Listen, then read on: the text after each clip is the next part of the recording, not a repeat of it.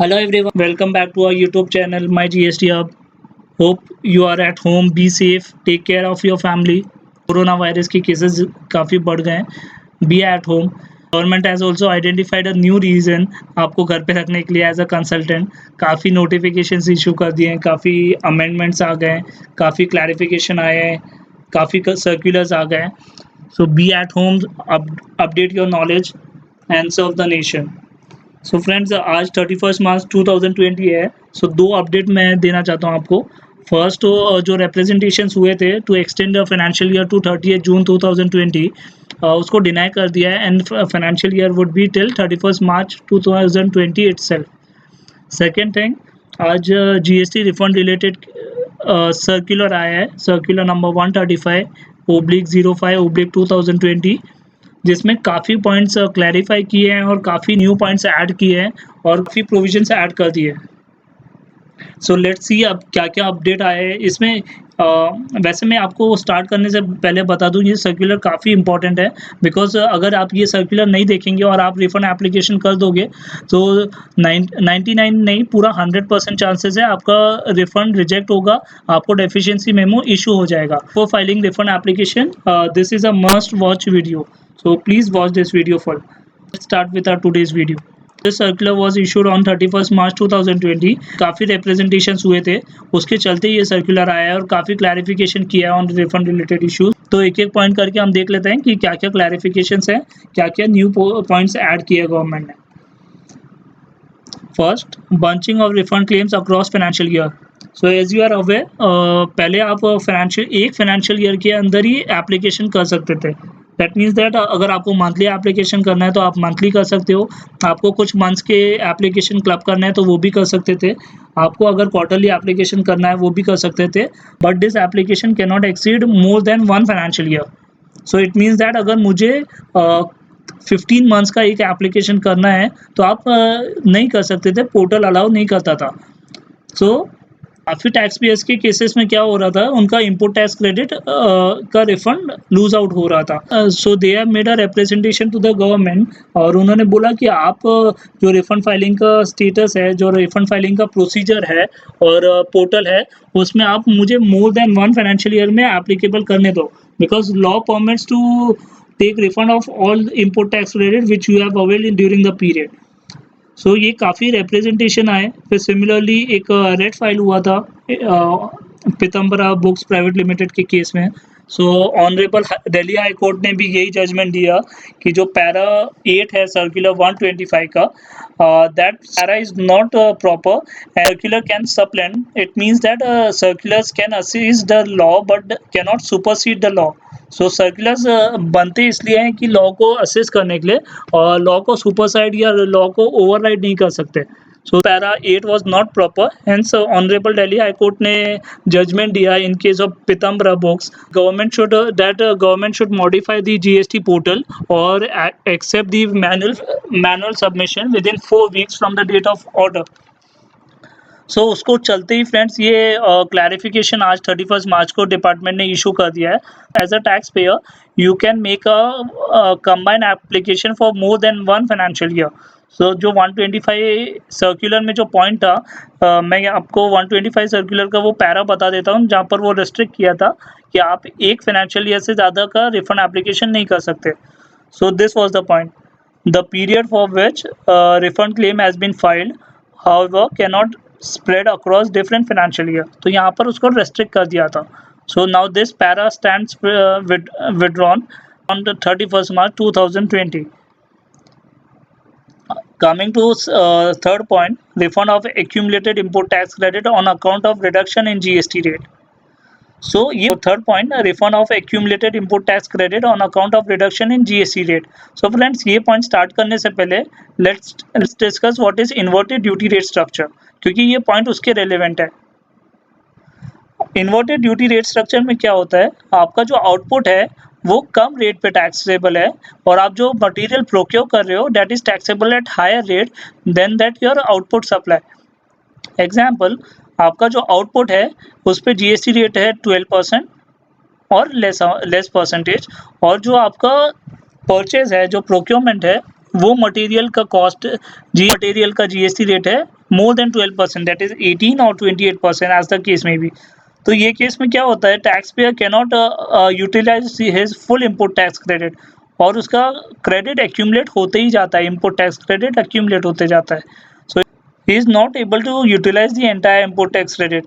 So to remove such burden on the taxpayer, government ने input rate structure का provision रखा है that you can as a tax payer you can claim refund of unutilized import tax credit in inverted duty rate structure. So जैसे ही ये provisions आया तो friends आपको पता है इंडिया में लॉ बाद में बनता है, पहले उसका जुगाड़ उसके तोड़ निकल जाता है. तो लोगों ने क्या करना स्टार्ट किया, जैसे ही कोई उनके आउटपुट जो गुड्स है उसका रेट डिक्रीज हुआ, तो ये कौन से टैक्स पेयर ने ऐसा किया, जो ट्रेडिंग ऑफ गुड्स करता है, तो उन्होंने क्या किया, उनका जो प्रोडक्ट है उसका रेट रिड्यूस हुआ, तो उन्होंने रिफंड एप्लीकेशन फाइल कर दिया in inverted duty rate structure, saying that कि हम अब इसमें फॉल होते हैं and we are eligible for refund of input tax credit which is unutilised and accumulated. So department examine this scenario and उन्होंने पूरा चेक किया, सब कुछ दिया. So finally they come up with the provision saying that section 54 के अंदर आपको refund उसका ही मिलेगा जिसमें आपका आउटपुट और इनपुट में प्रोडक्ट अलग अलग है, राइट. मतलब आप जो product as a input purchase कर रहे हो that is different from your final output. So यहाँ पर प्रोडक्ट डिफरेंट होना चाहिए, बट ट्रेडर्स के केस में प्रोडक्ट डिफरेंट नहीं होता है. जो प्रोडक्ट परचेज करते हैं उस पर ही मार्कअप डाल के वो सेल कर देते हैं. तो in this scenario department has clarified that such scenario will not be covered under section 54 subsection 3 and hence it would not be eligible for GST refund. तो ये काफ़ी इम्पोर्टेंट पॉइंट था, वरना तो बहुत सारे रिफंड एप्लीकेशन होते जा रहे थे. देखा जाए तो लॉ का इंटेंशन भी ऐसा नहीं था कि आपको ये रिफंड मिलना चाहिए. Then coming to point number 4, change in manner of refund of tax paid on supplies other than zero rated. So please note that everywhere there is exception of zero rated supplies. Export and SCG supplies को exclude किया है. So circular 125 में para 3 में ये A to L conditions दिए हुए थे, and it is said that that taxpayer has to file a refund application in form GST RFD 01. अब इसके रिलेटेड क्या न्यू क्लैरिफिकेशन आया फ्रेंड्स वो हम देखते हैं. So for the refund of tax paid following in categories 1 to L above, refund of claims on supplies other than zero rated supplies, no separate debit of ITC from electronic credit ledger is required to be made by the applicant at the time of filing refund claim, being claim of tax already paid. However, the total tax would have been normally paid by the applicant by debiting tax amount from both electronic credit ledger and electronic cash ledger. At present, in this cases, the amount of admissible refund is paid in cash, even when such payment of tax or any part thereof has been paid through ITC. So यहाँ पर ये clarify किया है कि जो आप refund claim कर रहे हो other than zero rated supplies वाले केसेस में there is no need to debit your input tax credit in electronic credit ledger. Second thing, अगर आपका रिफंड क्लेम है तो आपको पूरा रिफंड अभी कैश में मिलता था, इवन तो आपने यूटिलाइज किया है क्रेडिट से या कैश से वो फ़र्क नहीं पड़ता था, आपको पूरा रिफंड कैश में दिया जाता था. बट यहाँ पर गवर्नमेंट के पास से कैश आउटफ्लो ज़्यादा होने लगा. सो डिपार्टमेंट ने एक न्यू सब रूल ऐड कर दिया था CGST रूल्स में, which is nothing but sub rule 4A of rule 86 and sub rule 92 of 1A of CGST rules. So हम एक एक करके देखते हैं कि क्या सब रूल 4A क्या है और सब रूल 1A क्या है. So sub rule 4A of rule 86 says that where a registered person has claimed refund of any amount paid as tax wrongly paid or paid in excess for which debit has been made from the electronic credit ledger, the said amount if found admissible shall be recredited to the electronic credit ledger by the proper officer. So अगर कोई tax payer ने refund claim किया जो कि गलती से कर दिया, ज़्यादा रिफंड क्लेम कर लिया या गलत रिफंड क्लेम कर दिया, तो जैसे ही आपको पता है मैं जैसे रिफंड क्लेम करूंगा तो मेरे इलेक्ट्रॉनिक क्रेडिट लेजर से उतना अमाउंट डेबिट हो जाता था. सो इन दिस केस रिफंड भी नहीं मिलता था और वो जो अमाउंट डेबिट हो गया वो भी रिक्रेडिट नहीं हो रहा था. So sub rule 4A has been inserted in rule 86 of the CGST rules 2017 which empowers the proper officer to recredit the said amount in electronic credit ledger via form GST PMT 03। अब proper officer के पास वो power है, वो आपका जो ITC है, अगर वो एलिजिबल है, वो रिक्रेडिट कर देगा आपके इलेक्ट्रॉनिक क्रेडिट लेजर में फॉर्म जीएसटी पीएमटी 03 के थ्रू। नाउ कमिंग टू सब रूल 1A ऑफ 92 रूल 92, अगर आपने रिफंड अप्लाई किया है and this is refund other than zero rated supplies वाला और डीम एक्सपोर्ट वाला, so if the proper officer is satisfied कि जो आपका रिफंड एप्लीकेशन है वो प्रॉपर है, he will make an application in form RFD 06 by sanctioning the amount of refund claim. Now one more thing is added over here. Suppose आपका liability 1 lakh rupees था, आपने import tax credit use किया 30,000 and balance 70,000 आपने cash में पे किया। So as of now तो क्या हो रहा था कि आपको पूरा 1 लाख का रिफंड कैश में मिलता था, बट गवर्नमेंट के, as you are aware, government के पास से कैश आउटफ्लो ज़्यादा हो रहा था, तो गवर्नमेंट ने ये रूल लेके आया विच सेज दैट आपको प्रोपोर्शनेट क्रेडिट मिलेगा इन कैश एंड प्रोपोर्शनेट क्रेडिट मिलेगा इन इलेक्ट्रॉनिक क्रेडिट लेजर। सो आपका रिफंड कैसे कैलकुलेट होगा, जितना रिफंड बन रहा है that refund amount multiply by your 30,000 which is utilization by input tax credit divided by total liability. So this amount will be recredited to your electronic credit ledger with a form GST PMT 03। Similarly, जो refund amount है, that amount multiply by 70,000 in our example, which is paid through cash divided by total liability will be sanctioned through form RFD 06 और वो refund आपको cash में मिलेगा। सो ये rule 1A 92 rule number में add कर दिया है। ये करने का फ्रेंड्स एक ही रीज़न है, दोनों रूल का जो कंबाइंड रीडिंग से ये पता चलता है कि आपको अब प्रोपोर्शनेटली क्रेडिट मिलेगा, partly in cash and partly in recrediting of electronic credit ledger. So यहाँ पर से जो गवर्नमेंट का कैश फ्लो हो रहा था वो यहाँ पर कम हो जाएगा।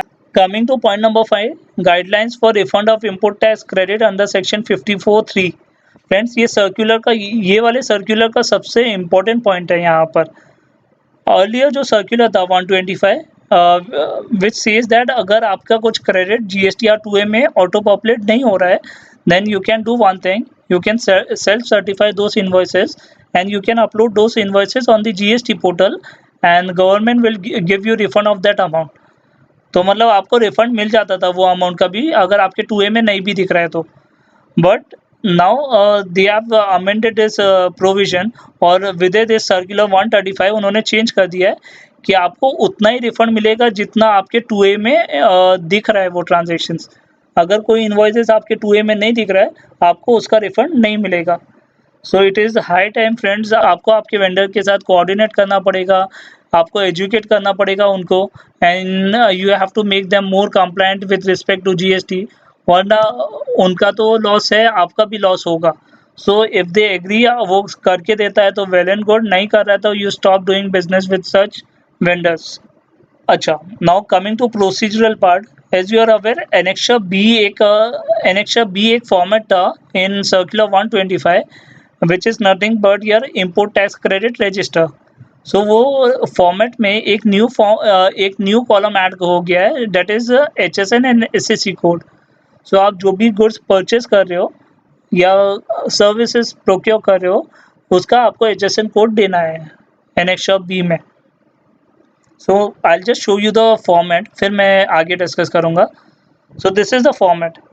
सो serial number, GSTN of supplier, name of supplier, invoice details में invoice number, invoice date, invoice value, category of import supplies में imports, import service, capital goods, CGST, SGST, IGST, cess, whether it is eligible for ITC, yes, no, partially, and amount of eligible ITC। ये सारे columns पहले भी थे।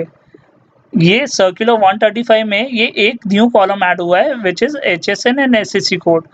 तो आप जो भी गुड्स परचेज कर रहे हो या जो भी सर्विसेज कंज्यूम कर रहे हो, उसका ट्रांजैक्शन वाइज आपको यहाँ पर HSN कोड देने हैं। तो आपको आपके परचेज रजिस्टर, आपका परचेज टर्म को भी अपडेट करना पड़ेगा, आपको आपके सिस्टम्स भी चेंजेस करने पड़ेंगे कि प्लीज़ इंश्योर दैट आप जब भी एंट्रीज पास कर रहे हो परचेज की, you book the HSN code with along with the transaction. Coming back to that point, अच्छा ये एचएसएन कोड, एसएससी कोड लाने का मकसद क्या है गवर्नमेंट का? The main purpose of this bringing HSN code in Annexure B is that as you are aware, rule 89 के अंदर कैपिटल गुड्स का रिफंड नहीं मिलता था। तो कितने असेसीज क्या कर रहे थे, कैपिटल गुड्स है तो भी उसको इंपोर्ट या इंपोर्ट सर्विसेज करके टैग करके उसका रिफंड ले लेते थे, तो गवर्नमेंट के पास से वो रिफंड चले जाता था, जो कि गलत है। So to restrict this thing, to curb this fake refunds, to curb this ineligible refunds, government has come out with circular 135 and they have said that आप HSN कोड डालो, HSN कोड से इजीली आइडेंटिफाई हो जाएगा कि भाई ये services है या गुड्स है। अगर गुड्स है तो they can further verify with you कि ये कैपिटल गुड्स है या नॉर्मल इंपोर्ट्स है। सो यहाँ पर they can stop giving you capital goods का refund. So this is important thing. एक एनेक्शर बी में HSN कोड ऐड हो गया है, आपके वर्किंग में और काफ़ी टाइम लग जाएगा अगर आपके क्लाइंट ने HSN कोड एनेक्शर बी में परचेज रजिस्टर में कैप्चर नहीं किया होगा तो। सो ये सर्कुलर के ये दो काफ़ी बड़े पॉइंट है, एक HSN कोड ऐड होना और ये जो 2A में अगर आपको नहीं दिख रहा है तो आपको इसका रिफंड नहीं मिलेगा। सूटेबल ट्रेड नोटिस इशू हो जाएगा एंड रिस्पेक्टिव स्टेट्स भी ट्रेड सर्कुलर्स पास कर देंगे। होप आपको ये वीडियो पसंद आया होगा। आपका कोई फीडबैक हो, आपका कोई एडवाइस हो, आपका कोई और पॉइंट हो या कोई पर्टिकुलर टॉपिक पे मैं वीडियो बनाऊँ, प्लीज़ कमेंट करके बताना मत भूलिएगा। Please like and subscribe our video, our YouTube channel. You can also visit our LinkedIn and Facebook pages and Twitter pages. You can also find us on Medium as well now. Shubh Ratri. Thank you so much. Take care of your family. Thank you.